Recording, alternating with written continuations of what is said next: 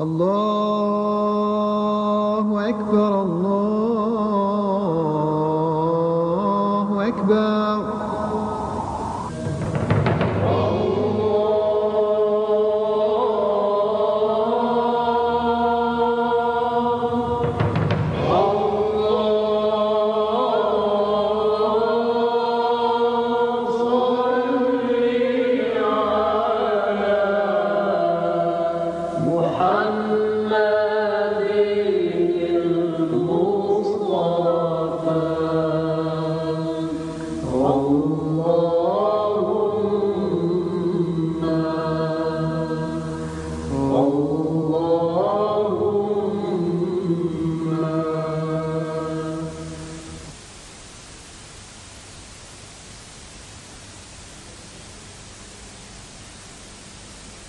Welcome again to our viewers.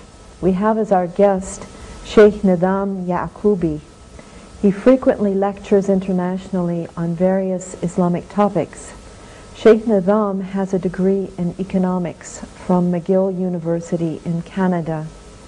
Our media today focus heavily on topics such as women's rights, minority rights, human rights, you name it, somebody is not getting their rights. In fact, Islam long ago addressed all these areas. Sheikh Nidam Ya'qubi, what can you tell us about the Islamic concept of a slightly different area, animal rights? Bismillah, alhamdulillah, wa salatu wa salamu ala rasulillah.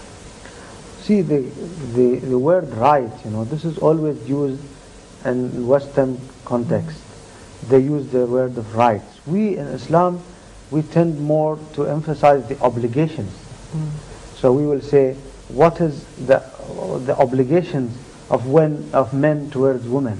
What is the obligation of the rulers towards the people? What is the obligation of people towards the subjects towards the ruler? What are the obligations of etc.? So we would like to emphasize this. So what is our obligation towards the animals which Allah subhanahu wa ta'ala has created? And we will find that in Islam we find many teachings and instances and texts regarding animals. Allah subhanahu wa ta'ala has created animals as He has created human beings. And Allah subhanahu wa ta'ala has created animals for a purpose. Now this purpose we may see or we may not see. We may understand or we may not understand. And hence we are not allowed to take a life of these living creatures unless we have a valid purpose. For example, we are allowed to eat specific types of animals, and hence we are allowed to slaughter these animals in accordance with the law. But we are not allowed to play with them by killing them. We are not allowed to take them as targets for shooting, for example. And even though we are allowed to slaughter certain types of animal for consumption, even that slaughtering has to be merciful, has to be in accordance to the Sharia. The Prophet ﷺ said, you must sharpen your knife, you must make the animal rest, and these things. So these are all you can consider among the text animal and rights. Animal rights, quote unquote. Yes. What about using animals in research, medical research purposes? Is this acceptable? We must first search for research in other areas. If we can make our research without taking the life of animals, then this is much more preferred. But if there is only one option, and that is to make research on these animals, then we are allowed to do it in a very confined manner, to limit it to the need and not broaden the aspect. If we need to make research on 5 animals, we don't make on 500. And also we have to be merciful. Even doing research with them, we have to make sure that they are not suffering and that we are very merciful to them. They are well fed and they are well taken care of if need be. and the Prophet ﷺ was very critical of one of the companions that had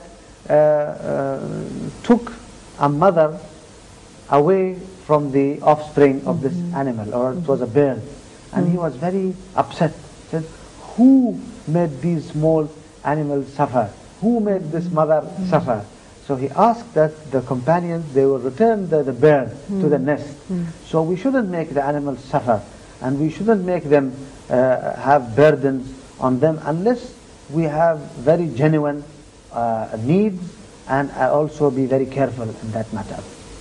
What about the whole concept of pets? Western people love to have pets. Yes. They may be pets inside the house, they may be outside the house, but of course they're confined in one way or another. Yes. Is this allowed in Islam? There is a hadith where the Prophet ﷺ was condolencing a small child who had a pet, a small bird pet, and he told him, Aba Umayr, ma fa'ala nughayr. He called him by his beautiful some name, and he said, what did your small bird do? Because the bird had died. So the Prophet was offering his condolences. And from that hadith, the scholars have derived many rules, and one of it is that it is allowed to have pets, but under conditions that they will be well taken care of, they will be well fed, there will be no cruelty towards them, Yes. and that although it is better to leave them in their Natural life and see them there, but if need be, if we want to take them for some children or something like that, it is allowed, for the exception of dogs. Dogs are not allowed to be taken as pets in Sharia, but we are allowed to use them if there is benefits, like using them for hunting, or using them for shepherds, or using them for guards, for police, to recover some illegal things, like drugs, and these people, they train dogs. So if there are some benefits to society, we are allowed to use dogs, but just to keep them as pets in Sharia, it is not recommended. Yeah. Other horses, like horses and of course in the desert areas, camels have long served the purpose of transportation. Yes. Is this recommended, and if so, what sorts of recommendations are there for taking care of the animal and making it happy and comfortable? Yes, as you know, the companions, they had horses, they had camels, they had sheep, and it is allowed in Sharia to use them for transportation, for all these things, but under the conditions of not burdening them much, not putting weight on them that they cannot carry, and not abusing them, not treating them with cruelty. We have to treat them with mercy, and we have to know even at times when the time passes and they have no more strength and they become more aged, and we have to relieve them from that. And many hadiths are mentioned, even it is mentioned that a camel came with asking the Prophet ﷺ to relieve this animal from its owner. So this camel was giving sort of a complaint to the Prophet ﷺ, and by a miraculous means, Allah subhanahu wa ta'ala made the Prophet to understand the complaint of the camel. So these things we have in Islam, and we have to be very careful in treating our animals if we have them in our capacity. Thank you very much, and we'll say goodbye for this time.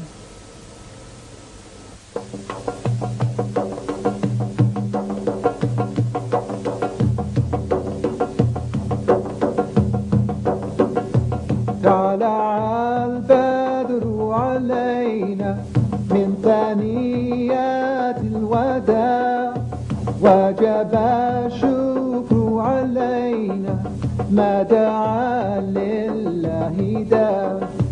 Oh, the white moon rose over us from the valley of Wada, and we owe it to show gratefulness where the call is to Allah. طلع البدر علينا من ثنيات